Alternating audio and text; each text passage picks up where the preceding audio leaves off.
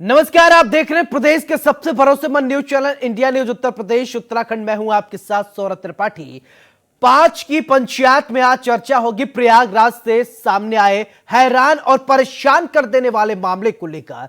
दरअसल खीरी गांव में बहन से छेड़छाड़ का विरोध करने पर विशेष समुदाय के युवकों ने छात्रा की और पीट पीट कर निर्मम हत्या कर दी। हालांकि मामले में तुरंत एक्शन लेते हुए पुलिस ने 5 आरोपियों को गिरफ्तार कर जेल भेज दिया, जबकि मामले में लापरवाही बरतने वाली खीरी थाने के थानाध्यक्ष और चौकी इंचार्ज को सस्पेंड कर दिया गया। लेकिन ऐसे में सवाल उठता है कि आखिरकार ऐसे मामले क्यों सामने आते हैं? क्या इसके पीछे कोई जिहादी साजिश है या फिर कुछ और? इन तमाम सवालों के जवाब जानने के लिए एक खास पैनल जुड़ेगा हमारे साथ, लेकिन उससे पहले मामले में पुलिस का बयान भी सुनवाते हैं और फिर इंडिया न्यूज संवाददाता की रिपोर्ट दिखाते हैं, फिर चर्चा की शुरुआत। खीरी के अंतर्गत जो एक घटना हुई है, इस घटना में सुसंगत धाराओं में अभियोग पंजीकृत कर लिया गया है। इस अभियोग को पंजीकृत करने के उपरांत इसमें जो नामजद हैं व अन्य कुल मिलाकर 5 लोगों को हिरासत में लिया गया है। इसमें आवश्यक वैधानिक कार्रवाई की जा रही है। इसके अतिरिक्त यहाँ पे थानाध्यक्ष और एक सब इंस्पेक्टर, इनके ऊपर सस्पेंशन की कार्रवाई की गई है। नगरी प्रयागराज में एक खीरी इलाके में एक शर्मसार करने वाली घटना सामने आई, जहाँ एक समुदाय के युवकों ने दूसरे समुदाय के एक छात्रा के साथ छेड़खानी करी। जब उसने विरोध किया तो उसके भाई की पीट पीट कर हत्या कर दी गई और इतनी बुरी तरीके से पीटा कि उसकी मौके पर ही मौत हो गई। और वहीं उस मामले को लेकर आक्रोशित लोगों ने वहां पे रोड जाम कर दिया। पूरी रात तक वहां जाम लगा हुआ, अभी भी ये मौके पे जाम लगा हुआ है और जो खीरी थाना है वहां पे उन्होंने घेर के रखा हुआ है पूरे इलाके में। वहीं प्रयागराज के पुलिस कमिश्नर रात से ही इसी जगह पे डेरा डाल के बैठे हुए हैं और वो स्थिति को नियंत्रण करने के लिए लगातार प्रयासरत हैं। और वहीं इस पूरे मामले में अब तक प्रयागराज पुलिस ने एसएचओ जो खीरी हैं उनको सस्पेंड कर दिया है, साथ ही एसआई थे उनको सस्पेंड किया है। साथ ही इसमें 5 लोगों की गिरफ्तारी हो चुकी है। जो तीनों नामजद जो युवक थे उन सबको गिरफ्तार कर लिया है। वहीं वहां पे परिजनों का मांग है कि जब तक बॉडी नहीं मिल जाएगी तब तक हम बात नहीं मानेंगे और जो आरोपी हैं उनके घर पे बुलडोजर चलाया जाए। Amit Kumar Srivastava, India news, Prayagraj.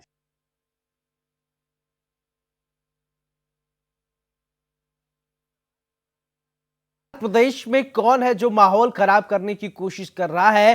5 की पंचायत में आज हम बात करेंगे आखिरकार बहन से छेड़ करने का विरोध करने पर हत्या क्यों की गई है? अपराधी मानसिकता के लोग इतने बेखौफ कैसे हो जा रहे हैं?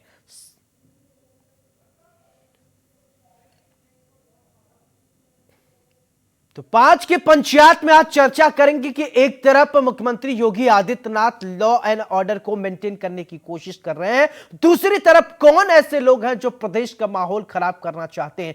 सवाल कई हैं। एक तरफ लोग अपराध और अपराधियों पर लगाम लगाने की कोशिश की जा रही है, दूसरी तरफ कुछ ऐसे भी अपराधी हैं जो मान नहीं रहे। सवाल यह भी उठता है कि आखिरकार ऐसे लोगों पर कैसे लगाम लगाया जाए। हमारे साथ गेस्ट जुड़ गए हैं, सबसे पहले परिचय करवाते हैं, फिर इसके बाद चर्चा की शुरुआत करते हैं। राघवेंद्र सिंह, प्रवक्ता बीजेपी, बहुत बहुत स्वागत है। अभिषेक वाजपेयी, प्रवक्ता समाजवादी पार्टी का, आप है, बहुत बहुत स्वागत है। सूर्य कुमार शुक्ल, पूर्व डीजी, आप है, बहुत बहुत स्वागत है। अमित श्रीवास्तव, संवाददाता, हमारे प्रयागराज से हमारे साथ जुड़ेंगे। अमित, सबसे पहले चर्चा की शुरुआत मैं आपसे ही करना चाहता हूं, पहले बताएं पूरा मामला है क्या?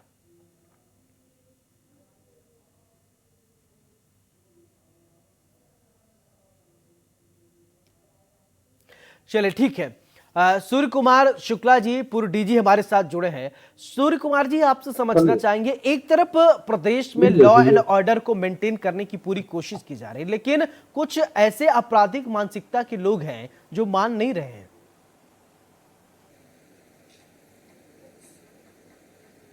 सूर्य कुमार जी, हेलो, आप तक आवाज पहुंच रही सर? जी, बिल्कुल बिल्कुल आप सही कह रहे हैं भाई साहब। हालत ये है कि सरकार पूरा जोर लगा रही है। जी बोलिए। कोई भी आपराधिक घटनाएं न होने पावे, लेकिन आप जानते हैं कि सीमा ये होती है कि हर घर में और हर चौराहे पर पुलिस खड़ी नहीं की जा सकती। जो एक कहावत है कि हर लैंप पोस्ट पर रात में दिन में 24 घंटे पुलिस नहीं खड़ी की जा सकती जी।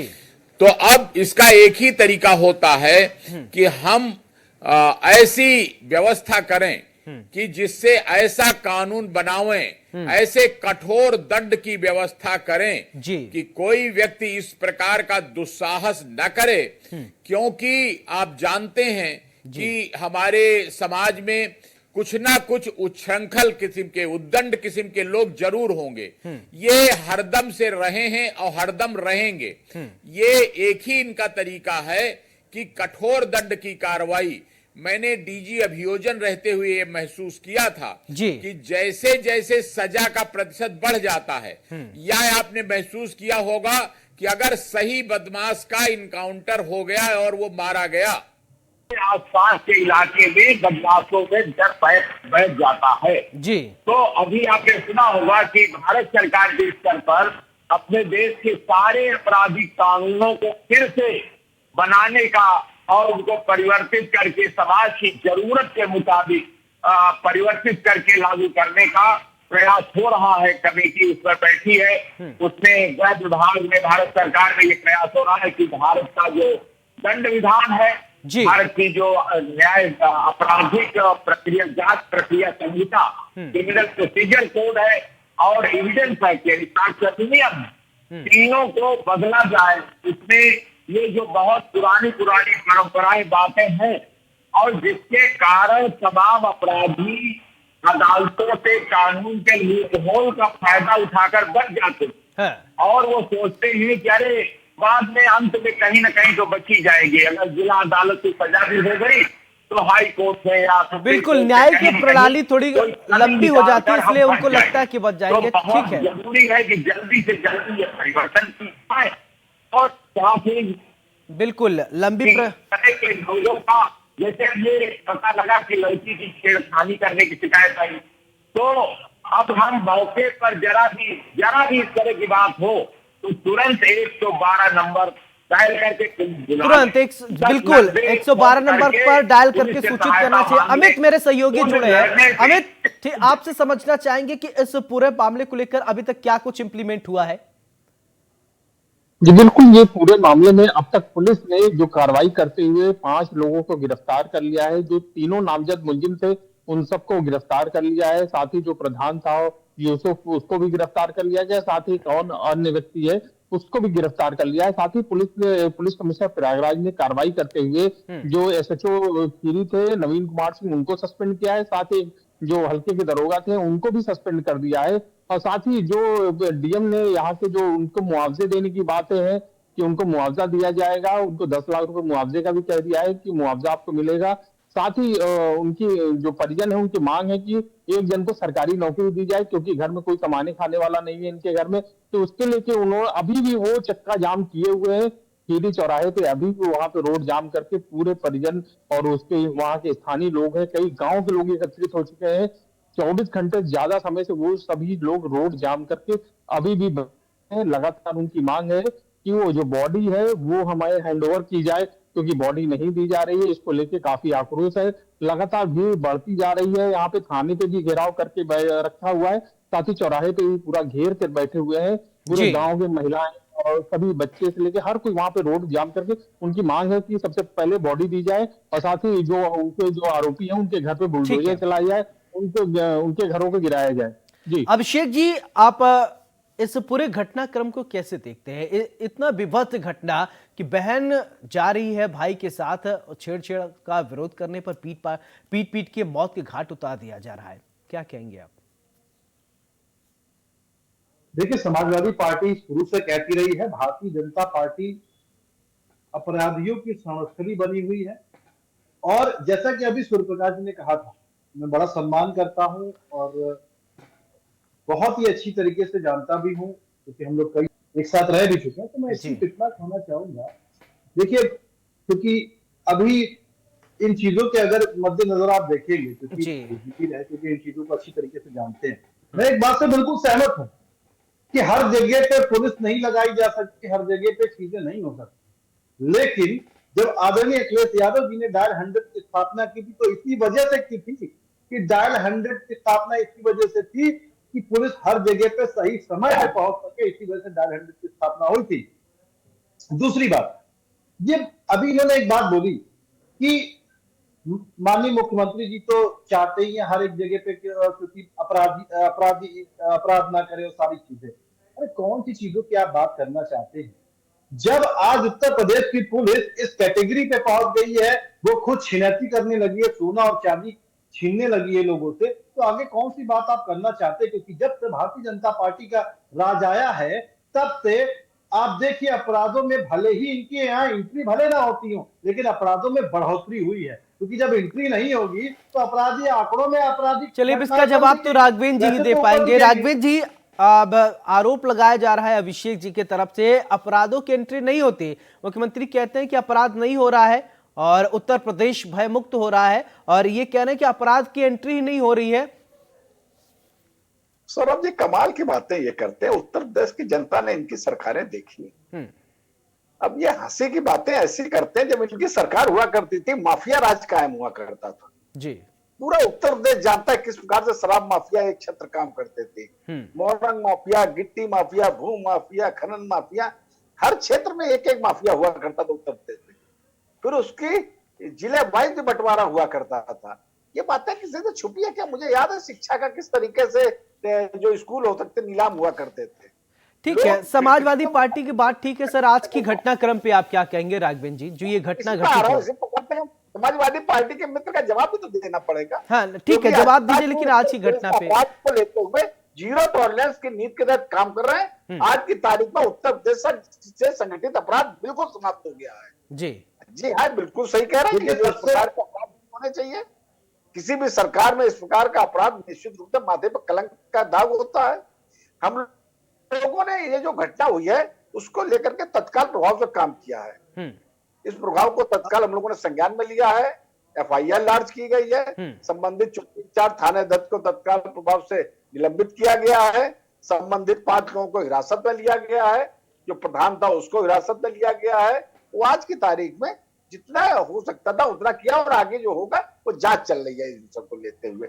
हमें याद है समाजवादी पार्टी के समय 2000 ऐसे लोगों के हथियार बना दिए गए थे। अभिषेक जी मैं आपके पास आऊंगा, सुन लीजिए, आपके पास आऊंगा। 2000 से ज्यादा लोग अपराधियों के हथियार बना दिए गए थे। हमारी सरकार ने उनको निरस्त करने का काम किया है। आज की तारीख में थाने में गले में तख्ती डाल करके अपराधी समर्पण कर रहे हैं। समाजवादी पार्टी जो है वो गुंडियों के राजनीतिक दल था।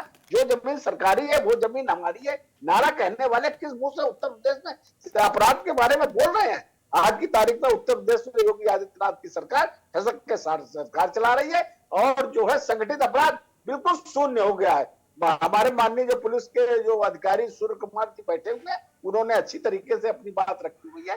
निश्चित रूप से हर गुप्त को सुरक्षा नहीं दी जा सकती है, लेकिन योगी आदित्यनाथ। ठीक है अभिषेक जी, आप कुछ कहना चाहते हैं? अपनी बात जल्दी से कंप्लीट कीजिए, फिर मैं सूर्य कुमार जी के पास। अभी हमारे बड़े भाई ने एक बात कही कि मैं बिल्कुल सहमत। अभी उन्होंने बात कही कि जब आप इस बात को देखिए, अभी शिक्षा की बात कही और अपराधियों की बात कही, तो शिक्षा में पिछले सत्र में आपके शिक्षा मंत्री ने अपने भाई का झूठा सर्टिफिकेट बनवा करके उसको नौकरी देने चली, तो क्या उनको किसी जेल में आपने किया या फिर उनके घर के ऊपर बुलडोजर चलवाया? आम नागरिक होता तो साथ बुलडोजर चल जाता, वो आम बात मैं मानता हूं। अभी आपने बात कही, अरे कौन सी बात करना चाहते हैं आप? आज के समय में उत्तर प्रदेश का, आज के समय में ये उत्तर प्रदेश का जो है नहर घाट की जमीन में गेस्ट हाउस बनाए हुए थे। छोटे बच्चे कट्टे लेकर एक इंस्पेक्टर और 12 सिपाहियों को पुलिस को हथियार लॉकअप में आए दिन। अरे अतीक अहमद इंस्पेक्टर और 12 सिपाहियों को बंद करने में समझौता किया गया था। सारी के घर में एक कार्रवाई नहीं हुई थी। अरे आपके नेता ने अपना आतंकवाद को छुड़वाने हाई कोर्ट चले जाते हैं।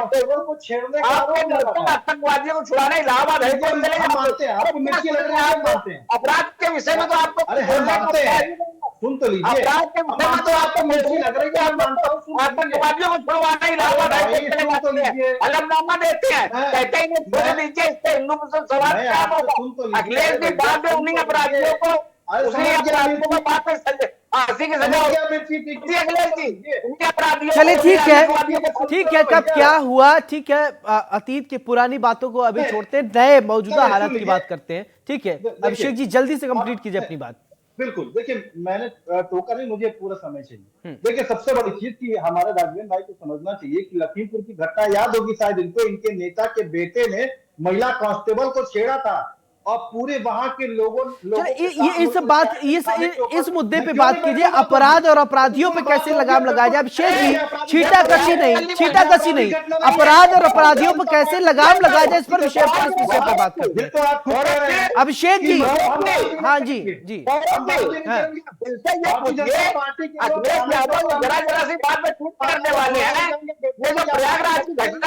नहीं ठीक है, आप लोग सत्ता पक्ष और विपक्ष के दोनों लोग हैं, दोनों लोगों की ये महत्वपूर्ण भूमिका होती है कि प्रदेश में कैसे कानून व्यवस्था को लागू करवाया जाए, कैसे अमन शांति रहे, इस पर चर्चा करते हैं। क्या हुआ क्या नहीं, इस पर पूर्ववर्ती बातें नहीं। अभिषेक जी, पूर्ववर्ती बातें नहीं, आप एक अच्छा सजेशन दे सकते हैं। अभिषेक जी, आप एक अच्छा सजेशन दे सकते हैं कि ये किया जाए तो अच्छा और कानून राज हो सकता है, लेकिन आप लोग सजेशन नहीं, सिर्फ एक दूसरे पर आरोप प्रत्यारोप लगा रहे हैं। सूर्य कुमार जी, मेरा सवाल आपसे कि कैसे लॉ एंड ऑर्डर को मेंटेन किया जाए प्रदेश में। मेरा ये दृढ़ विश्वास है जी कि जैसे आपने सुना होगा कि एक कौवा मार के टांग दिया जाता है और बाकी सारे कौवे भाग जाते हैं, यानी इतना दहशत बदमाशों के मन में पैदा कर दी जाए। और ये देखा अपने सरकार ने जैसे दंगाइयों के बारे में पॉलिसी अपनाई कि ज्यादा घर नहीं गिरे, मुश्किल से 2-4 घर बुलडोजर चला, और इतना ही नहीं, कहने लगे दंगाइयों का पोस्टर लगा दिया जाए और दंगाइयों से ही डैमेज जितना होगा प्रॉपर्टी का उसका दाम वसूला जाएगा। और देखिए दंगे बंद हो गए जी। तो मैं तो अब अपील करूंगा कि इसी तरह, भले ये थोड़ा लोग आलोचना करने वाले तो देखिए करेंगे, बुराई करने वाले करेंगे, लेकिन अब अगर कोई बलात्कार करे या कोई इस तरह की ये निश्चित हो जाए कि हाँ बलात्कार हुआ है, झूठी शिकायत नहीं है जी, और ये प्रमाणित हो जाए, इसी तरह जैसे ये कि छेड़खानी के कारण कहा जा रहा है, यद्यपि दूसरा वर्जन भी हमने सुना कि छेड़खानी के कारण नहीं, लड़ाई झगड़े के कारण हुई, खैर जो भी कारण हुआ, तो असली बात है इतना डर पैदा हो जाए। अभी देखिए कि बलात्कार के मुलजिमों का भी 2-4 पर बुलडोजर चला दिया जाए तो घर वाले दौड़ के पकड़ेंगे कि अरे बेटा वो बलात्कार छेड़खानी मत करना, नहीं तो हमारा घर गिर जाएगा बेटा, हम कहीं के नहीं बचेंगे, किराए का घर लेके रहना पड़ेगा। इसी तरह मतलब जैसे आपने सुना होगा कुछ देशों में ऐसी व्यवस्था है कि अगर चोरी करते प्रमाणित हो गया तो हाथ काट दिया गया, और उसके बाद जहां जहां जाता है बदमाश सारे लोगों के लिए हो जाता, अच्छा कहीं चोरी किया है, देखिए इसका हाथ कटा। तो हमें अपना लोकतंत्र में थोड़ा और आगे बढ़कर समाज की सुरक्षा के लिए हमें अपनी सजा, और वो जैसे कहते हैं ना निश्चित सजा और जल्दी सजा, इसकी व्यवस्था यानी न्यायिक सुधार हमें और तेजी से लाने होंगे, ये मेरा दृढ़ मत है। जैसे दंगे हम लोगों ने रोके, और एक और अपील करूंगा कि इसमें हमको पार्टी की बात, धर्म की बात, जात की बात नहीं लाना चाहिए, क्योंकि देखिए आज एक आदमी पे हमला हुआ, ये थोड़ी निश्चित है कि वो आदमी जिस पे हमला हुआ वो एक ही पार्टी का होगा या एक ही धर्म का होगा, ऐसा नहीं, एक ही जाति का होगा, ऐसा नहीं है। कोई जाति देख के नहीं बदमाश होते। मेरा मानना है कि अपराधी की कोई जाति, धर्म या पार्टी नहीं होती, ये एक मानसिकता होती है। अपराधिकता एक मानसिकता होती है। तो सब लोगों को एकजुट होकर के कहना चाहिए, बिल्कुल जो सिद्ध दोषी हैं। कुमार जी, आपके कार्यकाल में एक कोई ऐसा काम जिसको कोई अंजाम दिया गया हो और आपने त्वरित कार्रवाई किया हो और वो आज भी आपको याद है और ऐसा कुछ हो? मैंने तो ऐसा जैसे कहते हैं ना ताज्जुब खड़ा कर देना, मेरी ड्यूटी लगी सिद्धार्थ नगर बॉर्डर पर कि नेपाल से तस्करी रोक दीजिए, तुरंत रोक दीजिए, और मैंने कहा किसी दरोगा सिपाही को पोस्टिंग नहीं दी जाएगी, सबकी ड्यूटी लगेगी और 15 दिन में हर एक की ड्यूटी बदल जाएगी। और आप ताज्जुब करेंगे कि एक रत्ती भ्रष्टाचार नहीं हुआ, सब डरे डरे रहते थे कि 15 दिन की ड्यूटी है और नए नए लोग हैं, अगर मैं घूस लूंगा, मैं तस्करी करा दूंगा, तो एकाएक ये तो मेरी चुगली हो जाएगी, मुझे सजा मिल जाएगी। तो 15 दिन में अभी आप एक प्रयोग करके देखा मैंने कि भ्रष्टाचार भी रुक गया, तस्करी भी रुक गई। हर आदमी डरा डरा सा कि कहीं जागीर नहीं अलाट हो रही कि फलाने थाने में तैनात, फलाने जिले में तैनात। हमने कहा 15 दिन की ड्यूटी लगेगी, सरकारी नौकरी करने आए हो ना, 15 दिन की ड्यूटी लगेगी और 15 दिन बाद ड्यूटी बदल जाएगी और कोई 2 आदमी जो आज साथ है वो अगले दिन साथ नहीं जाएंगे, 15 दिन बाद बदल जाएंगे। बिल्कुल कड़े कानून की जरूरत है। अमित, मैं आप समझना चाहता हूं कि आखिरकार ये घटनाक्रम की शुरुआत कैसे हुई, क्या आपको कुछ जानकारी मिली क्या? तो बिल्कुल स्थानीय लोगों से बात हुई। ये जो स्कूल था, स्कूल से जब छुट्टी होती थी तो जब बच्चियां निकलती थी तो वो मोहल्ला जो है वो मुस्लिम बाहुल है, कह सकते हैं जाति विशेष का जो वहां पे बाहुल है। तो वहां से जब भी निकलते थे जो आवारा टाइप के जो युवक हुआ करते थे वो छींटाकशी किया करते थे, छेड़खानी करते थे। आए दिन ऐसी वहां पे आए दिन घटनाएं होती रहती थी, जिसको लेके वहां के स्थानीय जो लोग थे वो पुलिस से शिकायत करते थे। पुलिस कभी कदा कार्रवाई भी किया करती थी, लेकिन विगत करीबन 2 माह से बता रहे थे कि वहां पे पुलिस की पेट्रोलिंग भी नहीं हो रही थी, उधर वहां पे कार्रवाई नहीं हो रही थी, जिसके चलते ये जो पुलिस कर जो अपराधी थे, जो ये छेड़खानी करने वाले, इनका मनोबल बढ़ गया था, जिसके चलते ये घटना को अंजाम दिए और एकदम क्रूरता तरीके से उसको बीच सड़क पे मारा गया और वहीं पे उसकी तत्काल मौके पे मौत हो गई। तो साफ तौर पे कहीं ना कहीं इसमें पुलिस की लापरवाही थी वहां पे, क्योंकि पुलिस घटना होने के आधे घंटे बाद वहां पे पहुंचने का कारण जब एसएचओ वहां आधे घंटे बाद पहुंचे तो उससे वो पब्लिक का जो गुस्सा था वो फूट पड़ा और वहां पे रोड बिल्कुल पुलिस की थोड़ी लापरवाही सामने आ रही है। राघवेंद्र जी, और क्या ऐसा किया जाए जो पुलिस तंत्र को और मजबूत किया जाए ताकि लॉ एंड ऑर्डर को मेंटेन किया जाए? देखिए, योगी आदित्यनाथ की सरकार जो हो सकता था उत्तर प्रदेश में अपराध मुक्त करने के लिए सभी कदम उठाए गए। हम लोगों ने बहुत ईमानदारी से जो भी अपराधी पकड़ा जाता था उसको लेकर के कार्रवाई की। आज की तारीख में हम लोगों ने जीरो टॉलरेंस नीति के तहत इस क्षेत्र में काम किया। हम लोगों ने उत्तर प्रदेश से अपराध और भ्रष्टाचार को मुक्त करने के लिए बहुत ही आंदोलन तरीके से काम किया है।